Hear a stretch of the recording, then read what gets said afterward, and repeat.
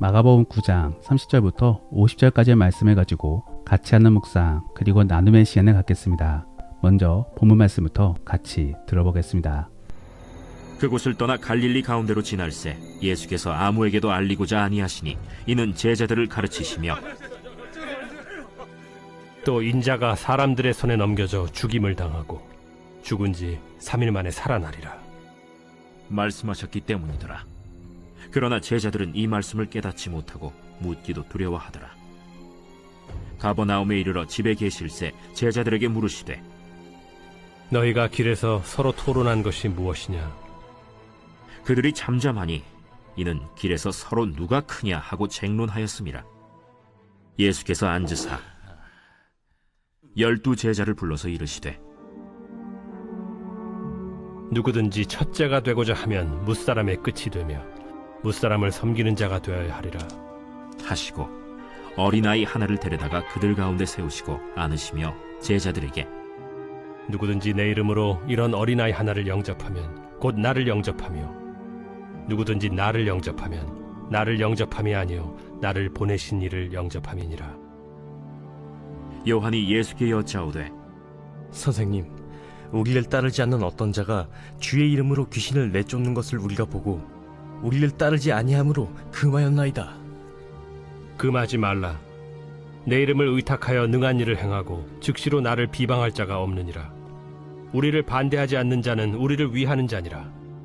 누구든지 너희가 그리스도에게 속한 자라 하여 물 한 그릇이라도 주면 내가 진실로 너희에게 이르노니 그가 결코 상을 잃지 않으리라.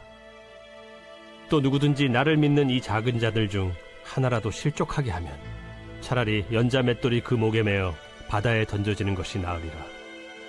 만일 내 손이 너를 범죄하게 하거든 찍어버리라. 장애인으로 영생에 들어가는 것이 두 손을 가지고 지옥 곧 꺼지지 않는 불에 들어가는 것보다 나으니라. 만일 내 발이 너를 범죄하게 하거든 찍어버리라. 다리 저는 자로 영생에 들어가는 것이 두 발을 가지고 지옥에 던져지는 것보다 나으니라. 만일 내 눈이 너를 범죄하게 하거든 빼버리라. 한 눈으로 하나님의 나라에 들어가는 것이 두 눈을 가지고 지옥에 던져지는 것보다 나으니라. 거기에서는 구더기도 죽지 않고 불도 꺼지지 아니하느니라. 사람마다 불로써 소금 치듯함을 받으리라. 소금은 좋은 것이로되 만일 소금이 그 맛을 잃으면 무엇으로 이를 짜게 하리요? 너희 속에 소금을 두고 서로 화목하라. 변화산 사건 이후로 예수님의 마음이 급합니다. 왜냐하면 자신은 곧 십자가 사건 이후로 떠나야 되기 때문입니다. 그런데 그러한 상황 속에 제자들의 성장은 더뎠습니다. 그러므로 예수님께서는 다른 무엇보다도 제자들을 가르치신 데 주력하십니다. 그러한 분위기가 오늘 본문의 30절 말씀에 전해지고 있는 것입니다. 바로 갈릴리를 지나갈 때 아무도 모르게 가고자 하였다라는 부분인 것이지요. 저는 이러한 내용들을 통하여 예수님이 어떠한 가르침을 전해주고 계셨는지를 한번 살펴보려고 합니다. 그래서 우리 그리스도인들이 어떠한 마음을 가지고 있어야 되는가를 한번 생각해 보기를 원합니다. 첫 번째로 우리 그리스도인들은 종말을 고대하며 살아가야 되는 것입니다. 즉, 그 종말을 두려워해서는 안 되는 것입니다. 종말은 무엇입니까? 죽음을 의미합니다. 그러면서 다음의 삶으로 전환되는 것을 의미합니다. 결국 이 땅에서의 삶을 마치고 저 천국에서의 삶이 시작되어짐을 전해주고 있는 것입니다. 그러면 우리는 천국에 가기 위하여 죽으려고 노력해야 되는 것입니까? 그렇지는 않습니다. 우리는 이 땅 안에서 맡겨진 사명을 다 끝내야지만이 죽을 수 있습니다. 그러므로 우리는 사명을 다하기 위하여 노력해야 되는 것입니다. 그런데 이 땅 안에서 살다 보면은 죽기가 싫어집니다. 또한 저 천국에 대한 마음도 희미해지게 됩니다. 그래서 언젠가 죽게 되면은 저 천국에 가기를 원하지만 지금은 가고 싶지 않은 것이지요. 그런데 우리는 그러한 마음을 내려놓아야 되는 것입니다. 오늘 본문 속 제자들도 예수님의 가르침에 대하여 두려워하면서 질문을 하지 못합니다. 그러면 무엇에 대하여 두려워했던 것인가? 바로 죽음에 대한 것입니다. 그래서 첫 번째로는 예수님이 죽는다라는 사실에 두려웠던 것입니다. 그들은 아직 예수님의 부활에 대하여 생각해보지 못하였습니다. 그러므로 그들은 예수님이 죽으셨을 때에도 무서워 도망했던 것이며 예수님이 부활하셨을 때에도 쉽게 믿지 못하였던 것입니다.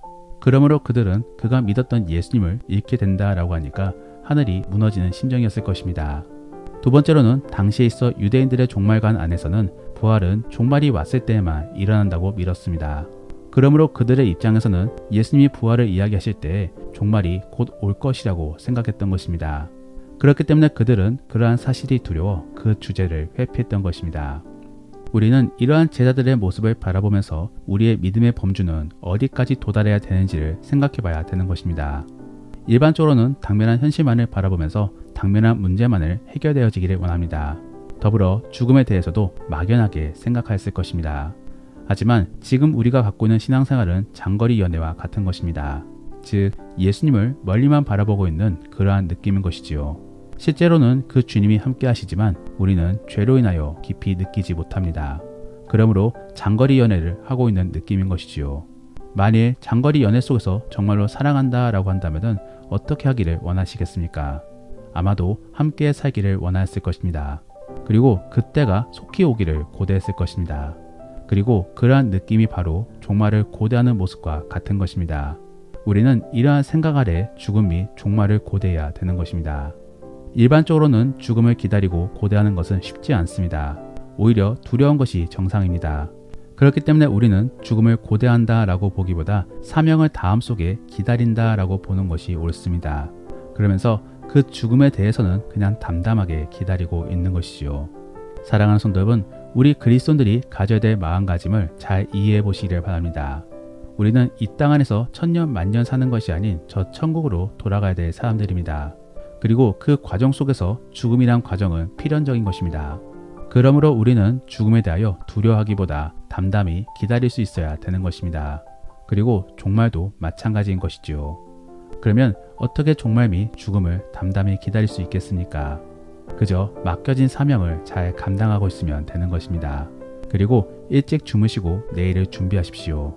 사실 많은 젊은 사람들이 오늘이란 시간이 아쉬워 잠을 늦게 청합니다. 그러면서 어떻게든 버티려고 하고 있는 것이지요.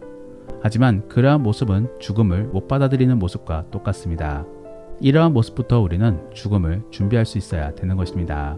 그래서 잠을 일찍 청함 속에 내일을 고대해야 되는 것입니다. 이러한 모습을 가짐으로 죽음이 종말도 담담히 기다리면서 천국의 삶을 고대해 보시기를 바랍니다. 두 번째로 우리 그리스도인들은 겸손히 섬기는 자가 되기 위하여 노력해야 되는 것입니다. 그래서 구원을 위하여 억지스럽게 섬기는 자가 아닌 겸손히 묻어나와 자연스럽게 섬겨야 되는 것입니다. 오늘 본문에서는 예수님께서 한 아이를 불러 안으시며 이러한 아이를 영접하는 것이 곧 나를 영접하는 것이다 라고 말씀해주고 계십니다. 결국 이러한 연약한 아이를 잘 섬겨야지만이 천국에 갈 수 있음을 전해주고 있는 것입니다. 그러면 그 아이가 상징해주고 있는 것은 무엇입니까? 반드시 도움을 받아야만 되는 그러한 존재인 것입니다. 그리고 대접에 대하여 대가를 받지 못할 그러한 존재인 것입니다. 그래서 단순히 무언가를 원하여 섬기기보다 그저 자연스럽게 그리고 은혜의 감정이 표출되어짐으로 섬겨야 되는 것입니다. 그러면 우리는 어떻게 해야지만이 그러한 섬김의 모습을 가질 수 있는 것입니까? 결국 하나님의 채우심 및 섭리를 믿어야 되는 것입니다. 비록 내가 희생한다 라고 할지라도 하나님께서 다시 채워주실 것을 믿고 또 이러한 상황들을 모두 하나님이 미리 계획하셨음을 인지하고 있어야 되는 것입니다. 이러한 믿음은 그냥 생기는 것이 아닙니다. 체험과 함께 그 체험 속에서 깨달음이 있어야지만이 가질 수 있는 것입니다. 그렇기 때문에 하나님의 역사하심이 지혜가 필요한 것입니다. 결국 은혜가 필요한 것입니다. 그러므로 우리는 이러한 은혜를 얻기 위하여 간구해야 되는 것입니다. 그리고 그 간구함 속에 내 주변을 잘 관찰하고 묵상해 봐야 되는 것입니다. 정말로 그러한 지혜 그리스도인들이 될 수 있기를 원합니다. 그리고 그러함 속에 결국에 주가 함께 하심을 느껴볼 수 있기를 원합니다. 그러면 우리는 언제나 희생하고 나누어 주기만 하면 되는 것인가? 그렇지는 않습니다. 그러므로 41절 말씀에 그리스도에게 속한 자에게 섬겨야 됨을 전해주고 있는 것입니다. 결국 영적인 형제 자매들을 섬겨야 되는 것입니다. 우리는 이러한 부분들을 잘 이해해야 되는 것입니다. 마냥 선행을 한다고 해서 구원을 얻는 것이 아닙니다. 예수님의 믿음으로 구원을 얻을 수 있는 것입니다. 그리고 그 안에서 누리는 구원은 형제 자매들과 교제함 속에 누리게 되는 것입니다. 그러한 부분들 속에 우리는 자연스럽게 서로에게 부족한 것을 채워줄 수 있게 되는 것입니다. 결국 선행도 구원과 함께 자기 만족을 위하여 감당하는 것이 아닌 주의 영광을 나타내기 위하여 가져야 되는 것입니다.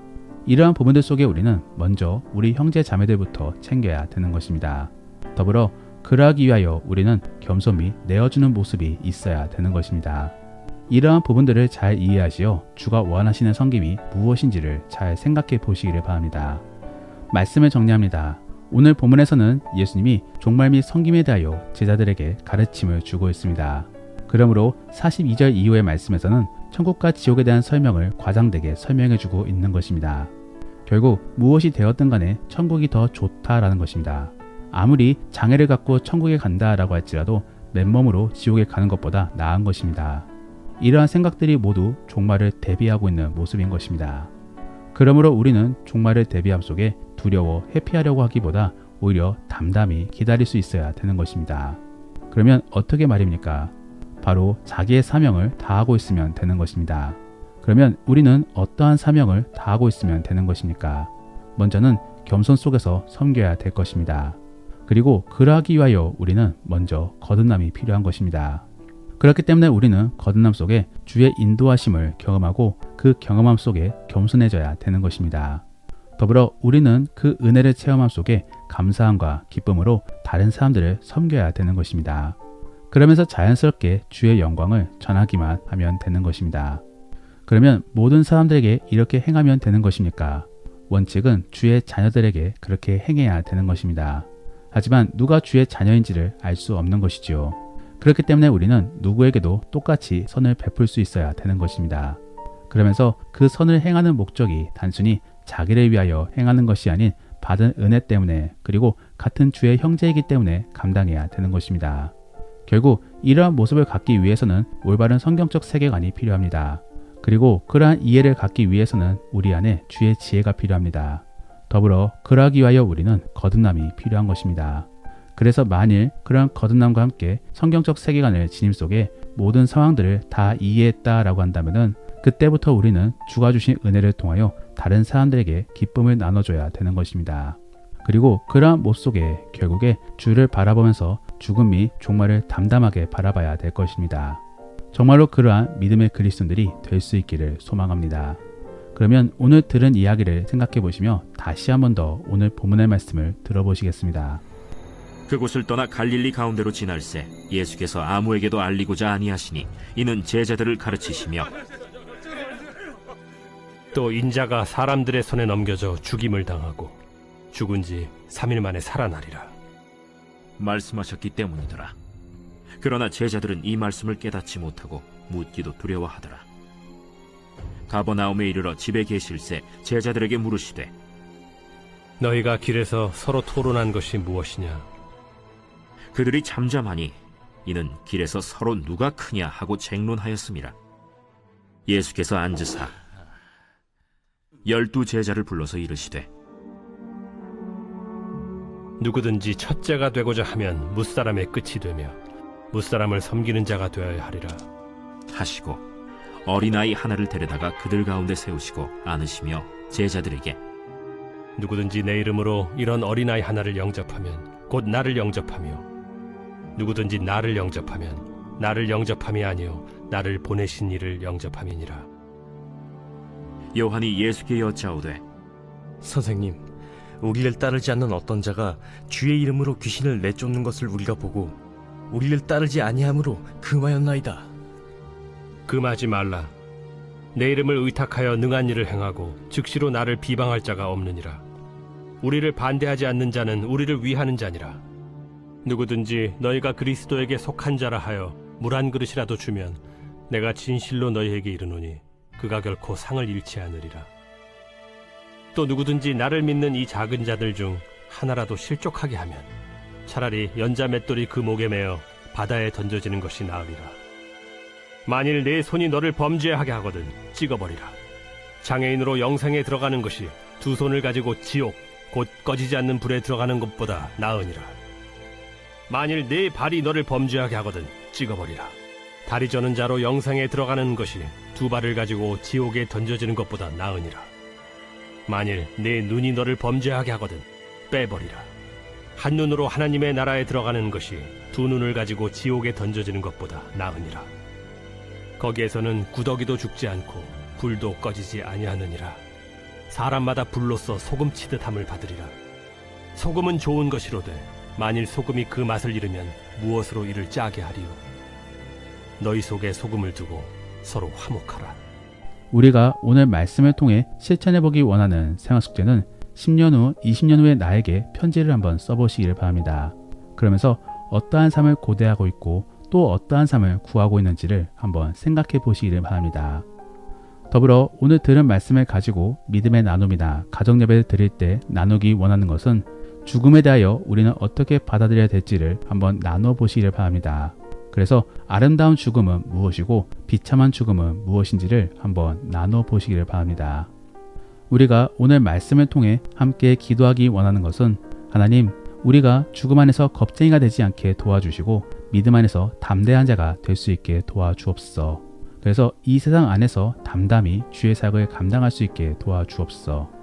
그리고 바른 성경적 세계관을 가질 수 있게 도와주옵소서.